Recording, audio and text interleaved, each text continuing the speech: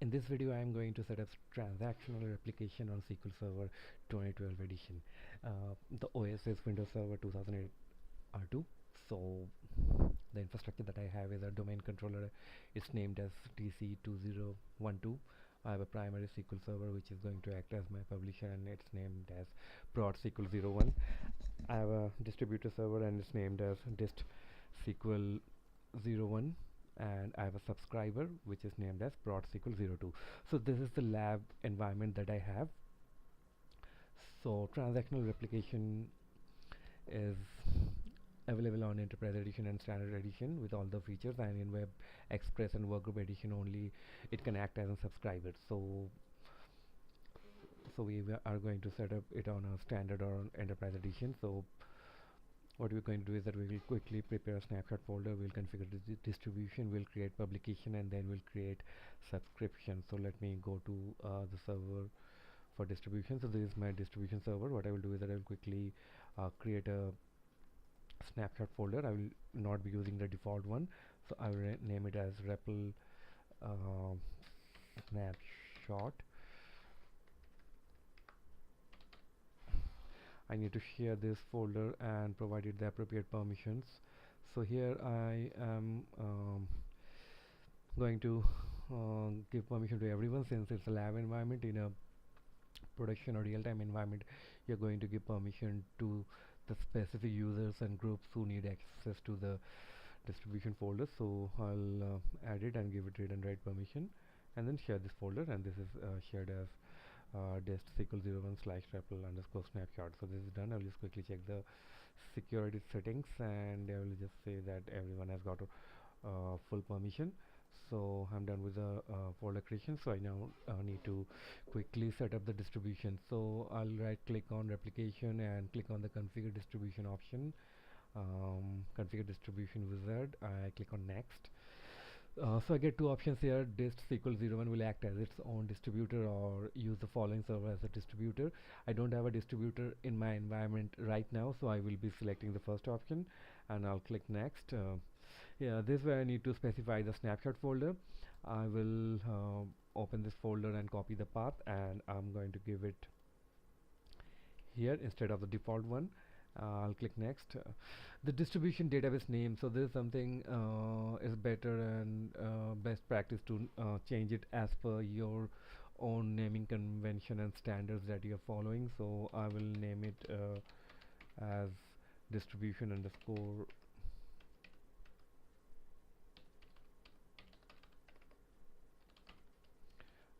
prod. There's a location for the data file and the log file. So I'll click next. I'll add a publisher. So my publisher server name is prod SQL01. I'll click connect. I'll then click next. I have to specify the password so that the remote publishers can automatically connect to the distributor to perform replication administrative operations. So I'll define a password here and save this password.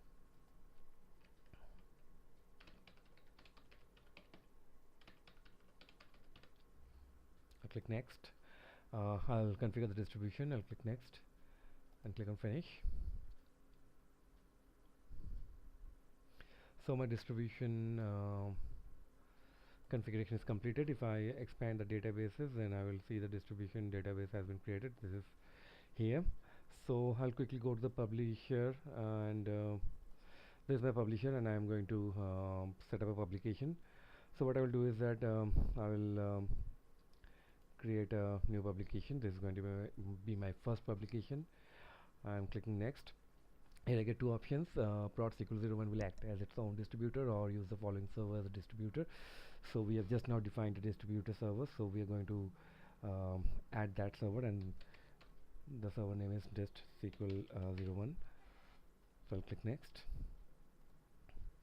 Here I need to provide the password that we just specified in the distributor server just some time back. So I'm going to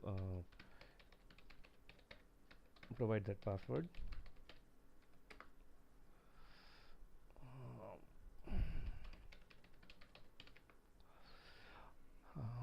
Now I need to provide the publication database. So I'm going to publish data from the AdventureWorks 2012 database. I'll click next.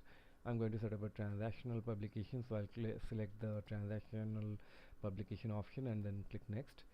So here I need to define the tables that I want to add in my publishing. So I will just select a couple of tables here. So the tables which needs to be added in publisher should have a primary key.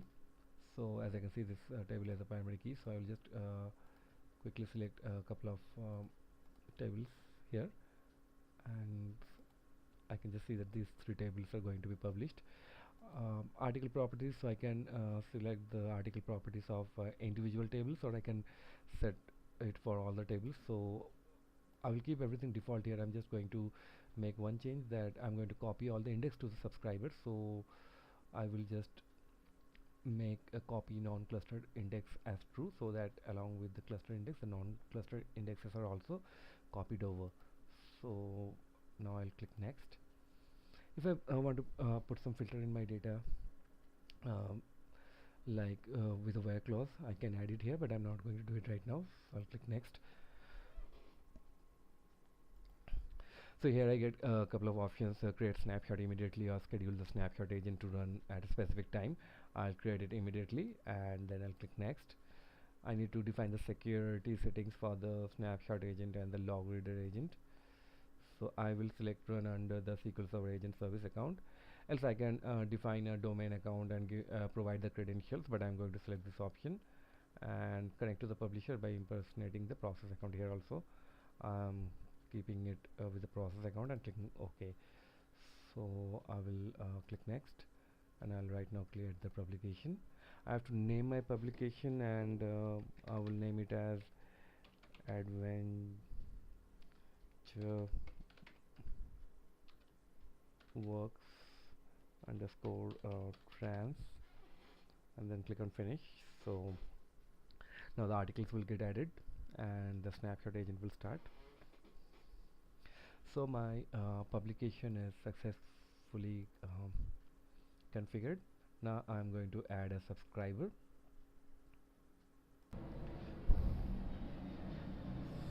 So I will right click and select new subscriptions, new subscription wizard. I will click next. I only have one publication as of now, so I'm selecting that one and clicking on next. So here I need to select whether it's going to be a push subscription or pull subscription. If all the agents are running at the distributor server, then it's a push, and if the agents run at the subscriber, then it's a pull subscription. So I'm going to select push subscription, because that's the reason that the distributor server has been defined, so that all the agents can run on the distributor server. So I'll click next. So I need to add a subscriber here, and the subscriber that I have is named as prot_SQL02. So I'll connect to this. So I have a database in the subscriber name AdWorks 2012. So I'll select that and then click on next. Here I can specify the subscription properties. So I'm going to select the run under the SQL Server service account and click OK, and then click next. I will schedule the agent to run continuously. Select next, and I will initialize it immediately. So I'll click on next and create the subscription.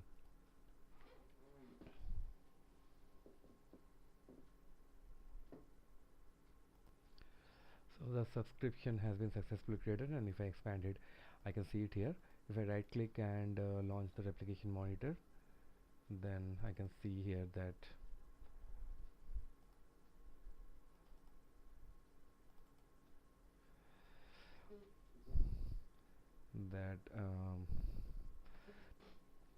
it has been delivered.